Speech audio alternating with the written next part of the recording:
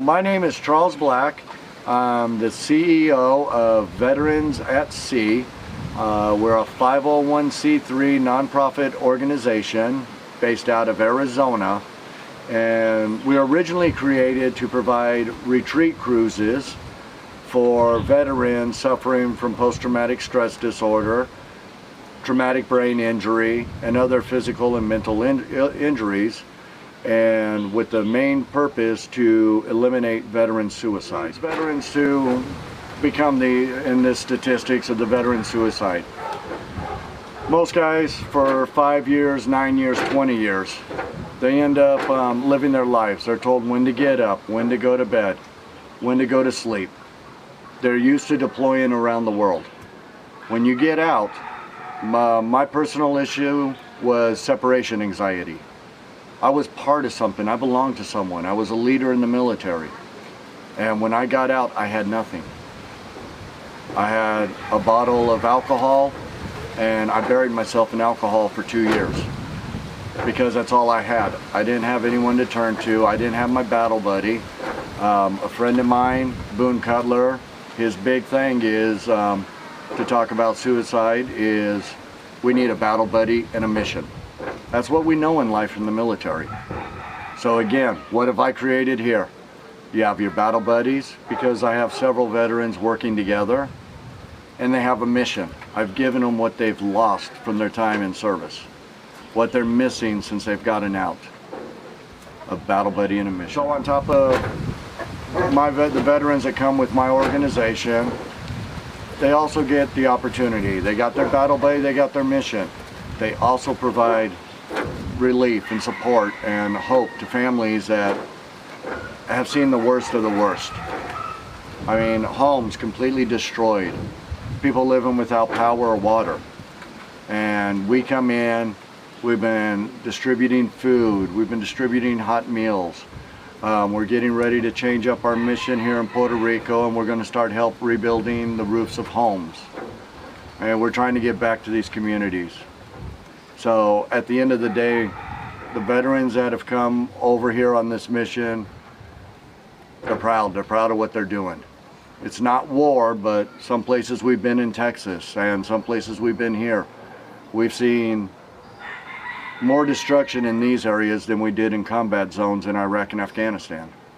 We knew going in to this mission that Puerto Rico was going to be a logistic nightmare. Supplies are not easy to get to the island, and to top it off, we have what's called donor fatigue. There were so many natural disasters, hurricanes, fires, floods in the U.S. this year that people have run out of money to donate. And it has made Puerto Rico an even bigger challenge. We have managed to get supplies, but unlike in Texas, we had trucks coming every day with supplies. We don't get that in Puerto Rico. And it's made it very tough. And the lack of funding from the mainland, the lack of supplies coming over. We're doing our best just to keep things going, and when we get it, it goes out to the families so fast, and you can see it in their faces, the appreciation, the smiles. Clean water, solar lights. It's been a big mission of ours. And we're going to continue to just fight and get what supplies we can and keep getting it out to the people. So with all the work that's been done in Puerto Rico, we still have a power grid that's being bandaged together. We have so many homes that are under blue roofs. If the process does not speed up here on the island, if 2018 brings 1 or 2 more hurricanes to the island, this island in Puerto Rico and the people are going to be in the worse shape than what they were this year or last year in 2017 when Maria hit. Because tarp roofs are not going to survive a storm. Power grid that is still just barely being bandaged together is going to completely collapse again. It'll be starting over. The lack of supplies on the island. Puerto Rico could not handle another hurricane this year. And it's sad to say, because this is Hurricane Alley. This is where all the hurricanes come through. and I don't see how this island would survive another one. I have seen here on the island that could make sustaining another hurricane a lot easier would be, one, this island needs to either bury the electrical lines underground, the phone lines, the internet lines need to be placed underground. The logistics to do that are probably a nightmare for the government, and I understand that. Solar power. There's so much sun during the day, even though it rains a lot, there's a lot of sun. Solar power would be the ideal way to help sustain. Because a home independently on solar panels, after a storm you can replace panels and still have the entire system available to go. If you know a storm's coming, you can take down the panels and secure them. Solar power would be the ideal way for this island to operate. And I'd like to really see places like this go with more solar power. Also having access to water filtration. Right now the entire island is still under a boil advisory. But with the possibilities of families having individual filtration systems that they can take the dirtiest water out of a creek and pour it in and have safe drinking water. That would be a big resource for this island for any future disasters.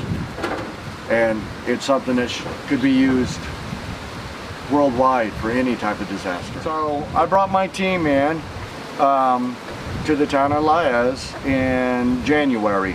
I came in about a week before my team and set bunks up that were donated for us. I set wall lockers up. I've brought veterans from all over the United States to help with this mission. I've got veterans from Oregon, California, North Dakota, Georgia, Connecticut, Ohio. If you name it, we've come from everywhere. Oh, Louisiana and Texas.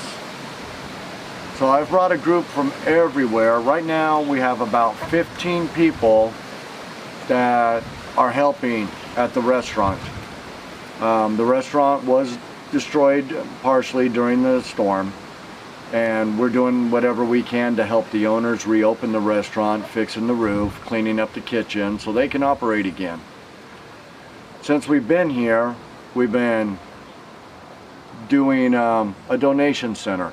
We've been passing out FEMA supplies, water. We just teamed up with Chefs of Puerto Rico from World Central Kitchen, and now we're providing about 500 meals a day locally. We're taking some meals out. People are also coming by the restaurant to get meals for free.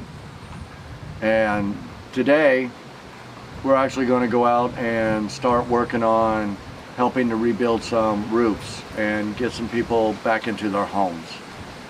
And couldn't do this without the veterans. Nobody can do it by themselves. Even the locals that come in and volunteer for us, because one of our personal biggest challenges for my team have been the language barrier. Lots of people only speak Spanish. Most of my team only speaks English, but we've managed to accomplish the mission. We've managed to get things done, and we're going to continue to do this as we move forward.